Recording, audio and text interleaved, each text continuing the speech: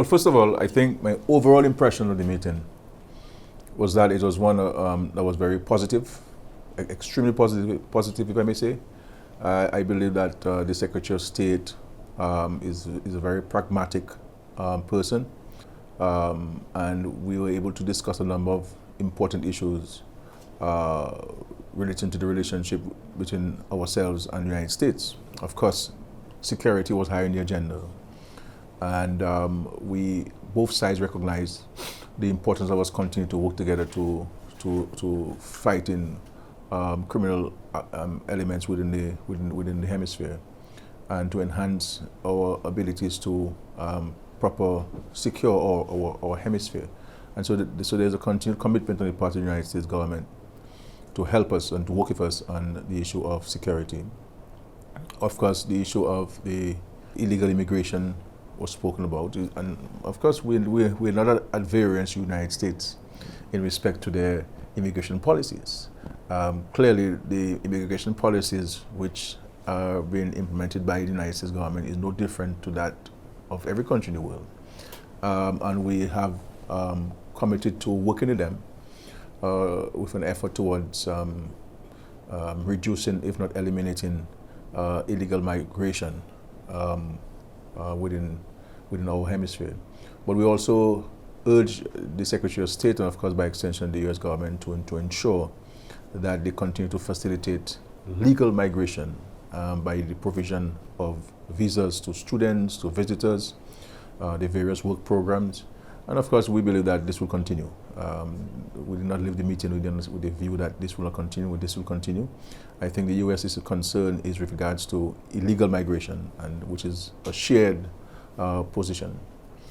I think one of the offerings of the United States is to look at, and of course this is just in the preliminary stages, is the idea of utilizing the OAS in a more pragmatic manner. And one of the proposals from the United States which we endorse is the whole idea of using the OAS and ensuring that the OAS can itself have peacekeeping missions, similar to what the United Nations is doing. So you have Haiti, for example, and his view, and of course our view, is that can we not mobilize within the OAS and not necessarily rely on the UN to mobilize peacekeepers for Haiti, for example, and security personnel for Haiti. So it's a very pragmatic areas. And of course, we raised the issue of Cuba and the Cuban Medical Brigade and the health program. We explained to him how this is operating within our countries, and I believe he understands that. So I do not see any threat to the Cuban medical programs which we all have within our countries. We have these programs. They are based on international standards. The human rights of every person who is participating in this program is protected. They work under best international practices, the International Labour Organization standards. They've been paid their salaries and their wages like everyone else. And so we're able to explain those things to Secretary of State. And of course, the issue of continued partnership with the United States on other areas of investments and a greater presence of the United States within the region, and the repositioning of resources support, and all of those things were discussed with the Secretary of State. But I think it's a very, very constructive engagement. I think we should expect greater collaboration between the United States and the Caribbean, listening to the Secretary of State and his approach to things. He's a politician like all of us, and he understands that there are political considerations in each country that every government has to deal with. So I think every one of us left the meeting on a very, very positive note. Not that we came with any preconceived notion of it going to be a contentious issue at all. But a lot of it, he also told us a lot of the things that we hear about the government's position on certain things that really meet their pronouncement and not necessarily that of the Secretary of the State Department or the U.S. government. And so he was able to set aside those issues. So it was a very, very positive first meeting with the Secretary of State. I believe that he is a sensible person. And the reality is we worked with the Trump administration in his first term. Trump administration never took any decisions against the Caribbean that were negative in any way. And I think that will continue in this term, and the level of cooperation and understanding that the Trump administration has on the region is better now than it was in the last term. And I think the Secretary of State, he being from Florida and understanding the challenge we have, for example, with hurricanes and storms, and they have decided to deploy assets within the Caribbean through NOAA to ensure that we have pre-warning mechanisms in place to alert us of impending storms and hurricanes coming our way through the Caribbean.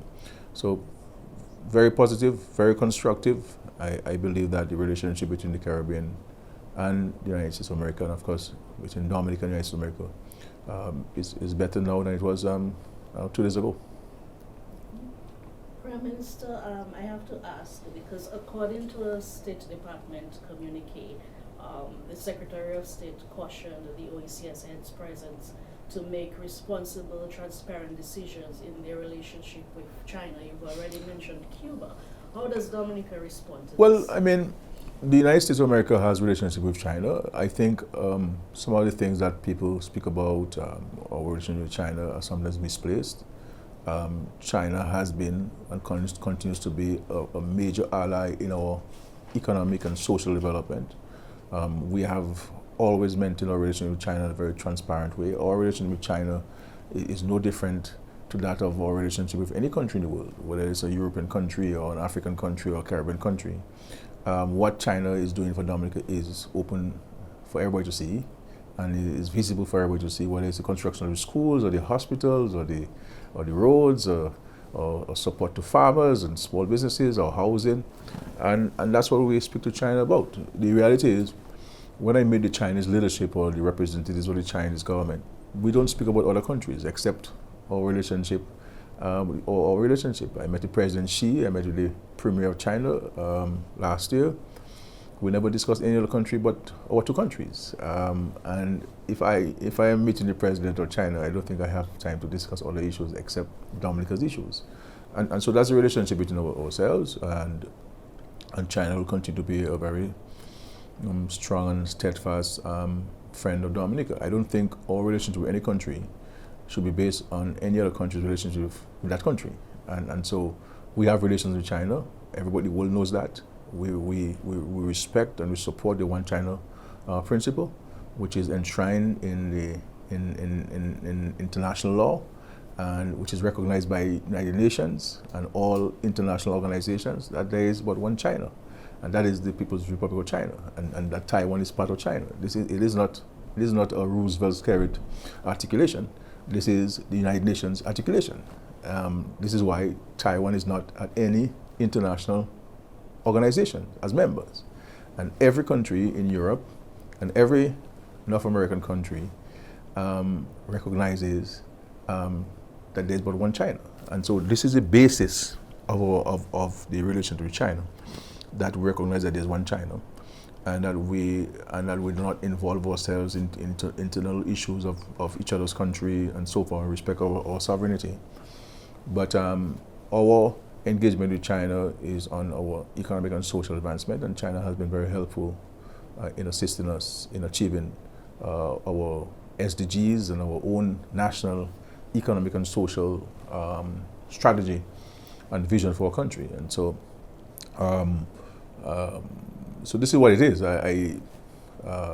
We are prepared to listen to the views of all, but our relationship with China is not going to be determined by somebody else. Did the U.S. Secretary of State discuss the Citizenship by Investment program during this meeting? No, we raised it, and we simply drew to his attention that this is a program that is above board, that we received the support of the United States intelligence apparatus through the JRCC in vetting each applicant. And of course, through that database, the United States has access to the names of everybody who applies for citizenship within our OECS jurisdiction.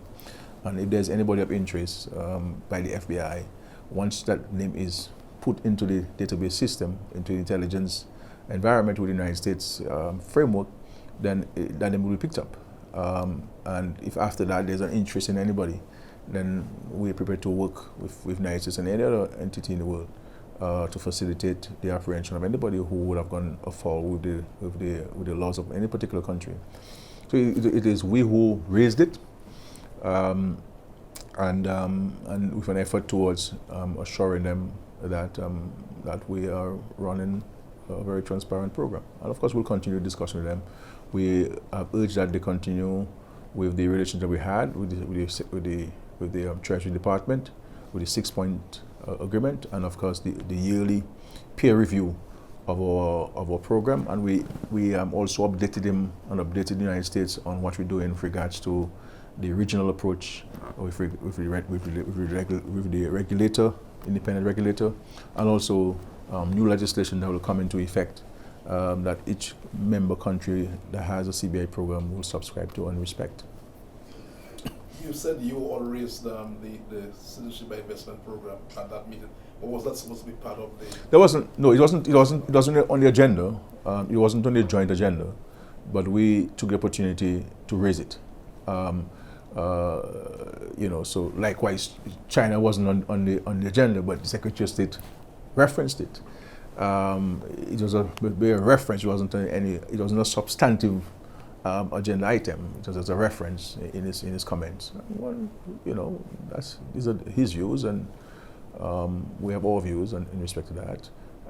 But the reality is, our relationship with the United States is strong. And if you look at Dominica's vote in the United Nations, you will recognize that we support about 99% of the resolutions put forward by the United States. There are some things that we don't agree with from a principle standpoint, or sometimes it is not that we don't agree with what it's seeking to achieve, but we don't agree with the approach that's been taken. And we always say that to them that there are different ways of achieving an objective, and of course, in everything, we have to apply fairness in respect to how we go about dealing with global issues. And so we always try to be, certainly in Dominica's case, to be a voice of reason.